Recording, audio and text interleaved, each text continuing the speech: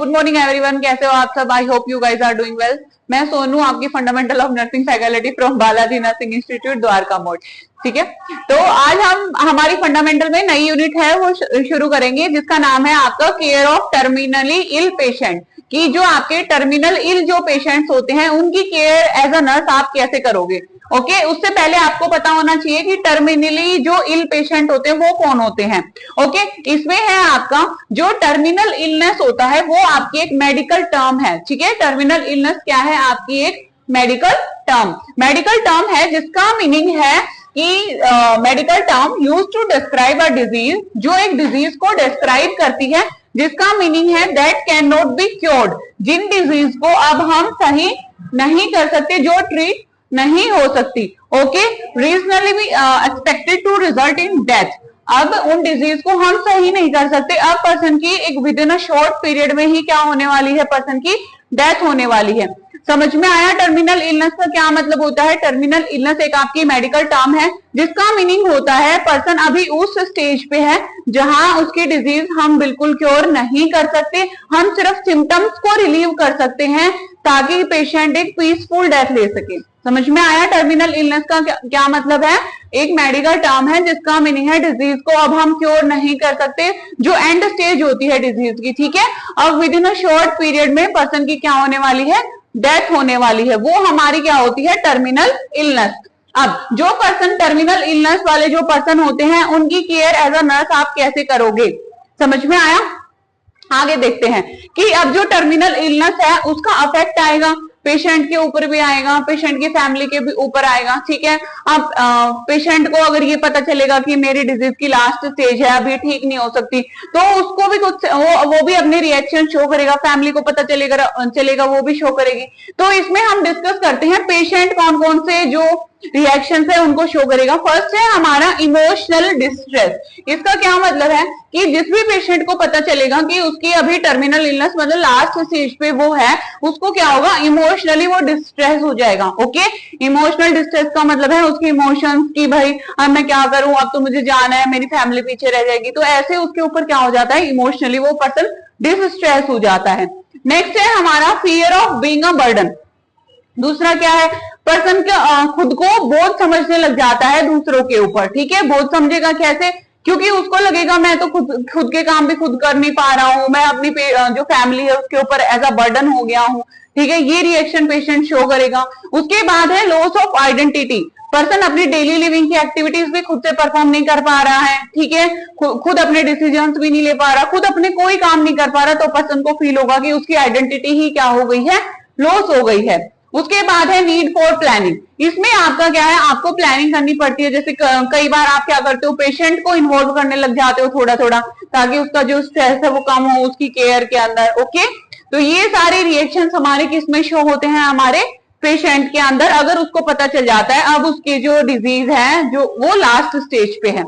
Okay, next है family. कि family हमारी कौन से रिएक्शन शो करेगी? फर्स्ट है आपका इमोशनल ट्रॉमा। देखो, किसी को भी पता चलेगा कि मेरी फैमिली में ये पेशेंट है, इसकी डिजीज अब सही नहीं हो सकती, तो एक फैमिली के लिए भी एक ट्रॉमेटिक चीज हो जाती है। ओके, फैमिली के लिए भी एक बहुत बड़ा ट्रॉमा हो जाता है कि अब हम क्या करें। ओके, तो फैमिली के अंदर फर्स्ट जो हमारा इंपैक्ट आएगा वो है इमोशनल ट्रॉमा, कि पर्सन इमोशनली वीक हो जाएंगे फैमिली के।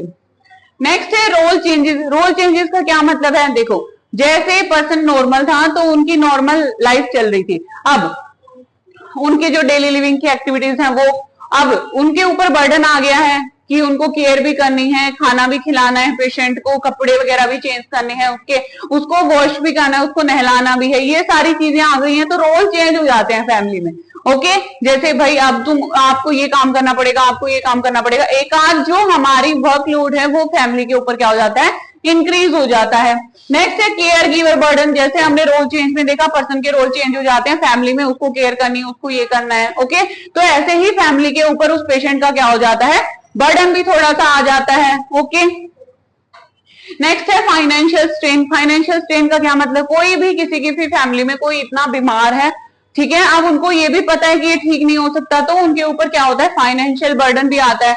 हॉस्पिटल के एक्सपेंसेस हैं, समझ में आया, मेडिसिन के एक्सपेंसेस हैं, इनकी वजह से उनको क्या हो जाता है? फाइनेंशियल स्ट्रेन भी फील करना पड़ता है फैमिली को। उसके बाद है केयर गिवर बर्नआउट। अब जो फैमिली है उसमें बर्नआउट का क्या मतलब है, उनके भी जो साइकोलॉजिकल जो सिम्टम्स हैं, फिजियोलॉजिकल सिम्टम्स हैं, वो अपीयर होना शुरू हो जाते हैं। जैसे पेशेंट की केयर कर रहे हैं, नाइट में कर रहे हैं, डे में कर रहे हैं, उनकी जो स्लीप साइकिल है वो अफेक्ट हो जाती है, ठीक है। उनका खाने पीने का जो रूटीन है वो क्या हो जाता है, चेंज हो जाता है। ऐसे क्या है, केयर गिवर बर्नआउट भी हमें देखने को मिलता है अगर किसी फैमिली के अंदर कोई भी पर्सन टर्मिनली इल है उस टाइम पे। समझ में आया टर्मिनल इलनेस और उसके क्या इंपैक्ट होते हैं, पेशेंट के ऊपर क्या होता है, फैमिली के ऊपर क्या होता है, समझ में आया। अब हम नेक्स्ट डिस्कस करते हैं स्टेजेस ऑफ डाइंग, कि कोई भी पर्सन जब मतलब डाई होता है या उसको पता चलता है वो उसकी डेथ होने वाली है, तब उसके क्या रिएक्शंस होते हैं वो हमारे एक मॉडल के हिसाब से हम पढ़ेंगे, जो किसने दिया था, कुबलर-रॉस ने दिया था। समझ में आया। स्टेज ऑफ डाइंग जो मॉडल था वो हमारा किसने दिया था, कुबलर-रॉस ने दिया था। उसमें हमारी 5 स्टेजेस बताई थी। कितनी स्टेज बताई थी, 5।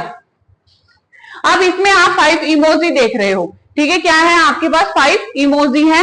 फर्स्ट है आपका डिनाइल वाला। डिनाइल वाला मतलब पेशेंट का फेस, आप इसमें देख सकते हो कैसा फेस बना रखा है। दूसरा है एंगर, तीसरा है बार्गेनिंग, फोर्थ है हमारा डिप्रेशन और फिफ्थ है हमारा एक्सेप्टेंस। इसको याद करने का एक मिनोमिक होता है जिसको बोलते हैं डावडा, DABDA। क्या मिनोमिक होता है, डावडा, ठीक है। अगर आपसे पूछा जाता है रॉस मॉडल के बारे में, कुबलर-रॉस मॉडल के बारे में, तो उसको याद करने का सीक्वेंस है डावडा। ओके, डी से फर्स्ट डी जो हमारा है उसका मतलब है डिनाइल। जब भी किसी पेशेंट को पता चलेगा कि उसको कोई ऐसी डिजीज है जिसकी वजह से उसकी डेथ होगी, तो सबसे पहले पर्सन डिनाई करता है कि नहीं, ऐसा नहीं हो सकता और मेरे साथ नहीं हो सकता, ऐसा ये डिजीज मुझे नहीं हो सकती। तो जो पर्सन मना कर देता है, जो फर्स्ट स्टेज होती है, उसका नाम क्या होता है, हमारा डिनाइल। इसमें देखो पर्सन का बिहेवियर में वो क्या रिस्पॉन्स करेगा, refuse to believe the loss, ठीक है। या तो उसको कुछ लॉस हुआ है, मतलब ये ग्रीफ लॉस मॉडल है, मतलब ये किसी भी पर्सन के लॉस को भी, इन्हीं स्टेजेस में पर्सन लॉस को भी एक्सेप्ट करता है। देखो ये सबसे पहले पर्सन बना कर देगा कि नहीं मेरे साथ नहीं हो सकता, ये डिजीज मुझे नहीं हो सकती, ये वाला लॉस मुझे नहीं हो सकता। ये हमारी कौन सी स्टेज हो गई, कुबलर-रॉस मॉडल की फर्स्ट स्टेज। ओके, और डिनाइल, और इसने फेस कैसा बना लिया, ऐसा बना लिया है। ओके, अब नर्स इसमें क्या करेगी, वर्बली सपोर्ट द क्लाइंट, ठीक है। अब हम और कुछ नहीं कर सकते। नर्स का क्या रोल रहेगा यहाँ पे डिनाइल स्टेज में, कि वो पर्सन को सपोर्ट प्रोवाइड करेगी वर्बली। ओके, उसको हम बताएंगे कि नहीं कोई नहीं, आप जैसे भी एज अ नर्स वहां फंक्शन करोगे तो आपका काम है वर्बली पेशेंट को सपोर्ट प्रोवाइड करना। कौन से स्टेज में, डिनाइल में। नेक्स्ट है हमारा एंगर। एंगर क्या होता है, इसमें जो आपका कोई भी पेशेंट को आप किसी भी ऐसी डिजीज के बारे में बताओगे या किसी लॉस के बारे में बताओगे, तो पेशेंट का उसने पहले मना किया, फिर अब उसको गुस्सा आएगा, और गुस्सा किसके ऊपर आएगा, नर्सेज के ऊपर आएगा, जो भी हेल्थ केयर प्रोवाइडर्स हैं उनके ऊपर आएगा कि आपने हमारे अंदर हमारा ये लॉस कैसे कर दिया, हमें ये डिजीज कैसे हो गई। तो जो सारा एंगर होता है वो किसके ऊपर आता है, नर्स या फिर जो हेल्थ केयर प्रोवाइडर्स होते हैं उन लोगों पे। अब उसमें नर्स का क्या रोल रहेगा, do not take anger personally. अब उस केस में नर्स को जो वो पेशेंट अपना एंगर शो कर रहा है उसको पर्सनल लेवल पे नहीं लेना, उसको एक्सेप्ट करना है कि पेशेंट की स्टेज क्या है और पेशेंट कौन से रिएक्शन शो कर रहा है, या पेशेंट की फैमिली रिएक्शन शो कर रही है। समझ में आया, एंगर। उसके बाद है बार्गेनिंग। अब पेशेंट अपने लॉस को अवॉइड करने के लिए बार्गेनिंग करना शुरू करेगा कि नहीं शायद ये नहीं हो सकता, मेरे को ये होगा, ठीक है, ये हुआ होगा, आप मुझे गलत आइडेंटिफाई कर रहे हो, आपने गलत डायग्नोज किया है।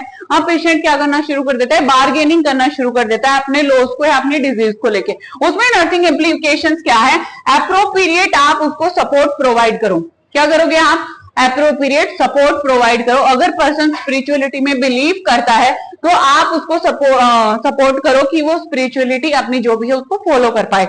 समझ में आया। इसमें है आपका प्रोवाइड स्पिरिचुअल सपोर्ट, मतलब पेशेंट को नर्स स्पिरिचुअल सपोर्ट भी प्रोवाइड कर सकती है। कौन सी स्टेज में, बार्गेनिंग में। उसके बाद है आपका डिप्रेशन। डिप्रेशन का क्या मतलब है, अब पर्सन ने अब थोड़ा थोड़ा उसको एक्सेप्ट करने लग गया, बार्गेनिंग कर ली, अब पर्सन को स्ट्रेस होगा उस चीज का कि ये डिजीज मुझे कैसे हो गई, ठीक है, ये सब। इसमें क्या होगा, आपकी नर्स का क्या रोल है, नर्स साइलेंटली पेशेंट के पास बैठेगी और उसकी बातों को सुनेगी, ठीक है, ताकि पर्सन जितना भी अपना अंदर का डिप्रेशन है उसको आपके सामने क्या कर पाए, शो कर पाए, आपसे फ्रीली बात कर पाए, आप वहां साइलेंटली बैठोगे और वहां पेशेंट की बातों को सुनोगे, ओके, ताकि उसका जितना भी स्ट्रेस है वो बाहर क्या हो सके, रिलीज हो सके, ओके। और आप पर्सन को सॉफ्ट टच की जैसे आप ऐसे नहीं है, ऐसा नहीं हुआ है, ओके, तो ऐसे आप पर्सन को कंसोल करोगे, समझ में आया। उसके बाद है आपका एक्सेप्टेंस। तो लास्ट स्टेज में पर्सन क्या करता है, अपने लॉस को एक्सेप्ट कर लेता है, उस डिजीज को एक्सेप्ट कर लेता है। उसमें क्या नर्स का रोल रहेगा, encourage client to participated as much as in treatment, कि एक्सेप्ट कर लिया पेशेंट ने, मान लिया हाँ मुझे ये वाला लॉस है या मुझे ये वाली डिजीज है, अब आप पेशेंट को हेल्प करो ताकि वो एक्सेप्ट कर ले, ठीक है, आप वो एक्सेप्ट कर ले और अपनी जो ट्रीटमेंट है उसमें थोड़ी बहुत पार्टिसिपेशन दिखाए, समझ में आया। कुबलर-रोस मॉडल की हमारी कितनी स्टेजेस होती हैं, 5 स्टेजेस होती हैं, ठीक है, जिसमें कोई भी लॉस, ग्रीफ या फिर ये सब हम कैलकुलेट करते हैं। उसमें फर्स्ट है हमारा डिनाइल, सेकंड है हमारा एंगर, थर्ड है हमारा बार्गेनिंग, फोर्थ है हमारा डिप्रेशन और लास्ट में पेशेंट अपने लॉस को क्या कर लेता है, एक्सेप्ट कर लेता है। समझ में आया। डिनाइल मना कर देगा, एंगर गुस्सा शो करेगा, बार्गेनिंग एक दूसरे डिस्कशन टाइप्स करेगा, उसके बाद में बार्गेनिंग के बाद में हमारा है डिप्रेशन, पर्सन डिप्रेस्ड हो जाएगा अपनी कंडीशन को लेके, और लास्ट जो स्टेज होती है उसमें क्या करेगा, पर्सन उस सिचुएशन को एक्सेप्ट कर लेगा। ये हमारा कौन सा मॉडल था, कुबलर-रोस मॉडल था, ओके। तो आज हमने देखा केयर कैसे करनी है, मतलब केयर के अंदर आपका टर्मिनल इलनेस क्या होती है, फैमिली पे और पेशेंट पे क्या इफेक्ट आएगा, और कुबलर-रोस मॉडल की कौन सी स्टेजेस होती है। Thank you everyone.